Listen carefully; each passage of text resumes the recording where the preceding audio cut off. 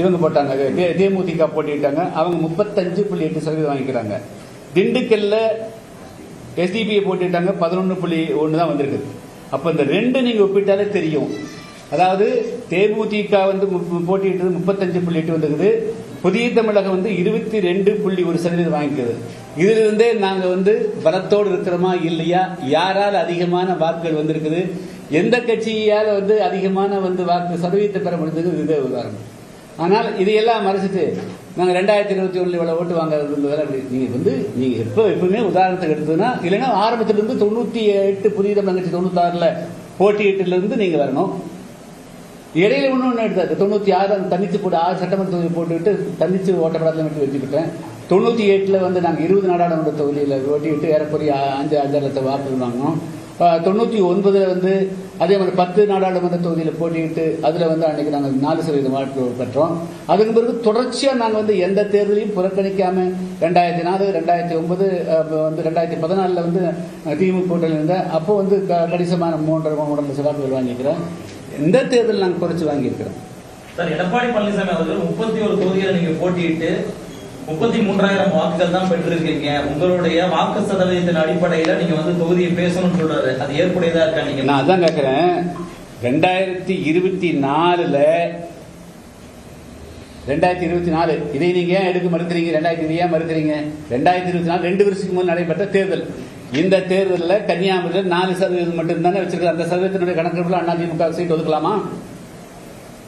திருநெல்வேலியில் 8.4% மட்டும் ஓட்டு வச்சிருக்கிறது, அந்த அடிப்படையில் அதிமுக சீட் ஒதுக்கலாமா? ராமநாதபுரத்தில் 9.2% வாங்கிக்கிறாங்க, அந்த சதவீதத்தில் அதிமுக சீட் ஒதுக்கலாமா? ஆச்சுங்களா?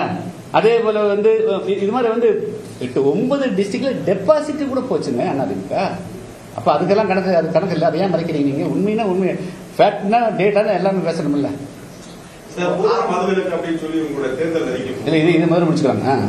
இப்போ பாத்தீங்கன்னா அதிமுக விட பாஜகவுக்கு ரொம்ப நெருக்கமாகவும் அவங்களுக்கு ரொம்ப சாதகமான சூழல்ல இருந்துட்டு இருந்தீங்க. இப்போ அவங்களுக்கு டெல்லி பயணம் கூட போயிருந்தீங்க, அப்ப கூட சுமூகம் ஏற்படுங்க.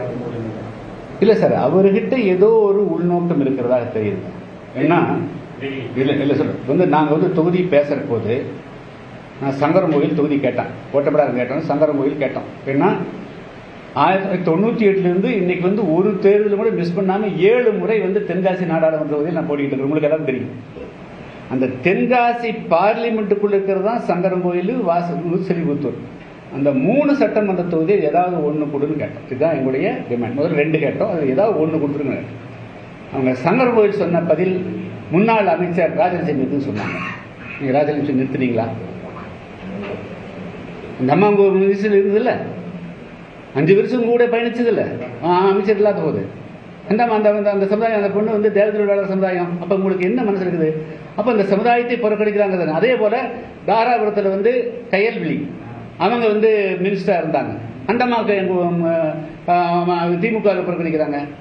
ஸோ ஒட்டுமொத்தத்தில் ஏதோ இந்த சமுதாயத்தின் மீது வந்து காழ்ப்புணர்வுகள் இருக்கிறது. அதை வந்து இவங்கெல்லாம் உள்ளுக்குள்ள வச்சுட்டு வந்து வெளியே வந்து சமூக நீதி பேசுறாங்க, பொதுவாக பேசுறாங்க. உள்ளுக்குள்ள அப்பட்டமான பண்ணையார்களாகவும் சாதியவாதிகளாக தான் இருக்கிறாங்க. தேவேந்திரோட மக்களுடைய உண்மையான பலத்தையும்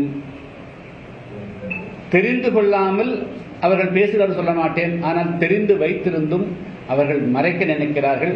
அதற்குண்டான பதிலை, அதற்குண்டான விடையை வரக்கூடிய சட்டமன்ற தேர்தலில் புதிய தமிழக கட்சி நடத்தி காட்டும்.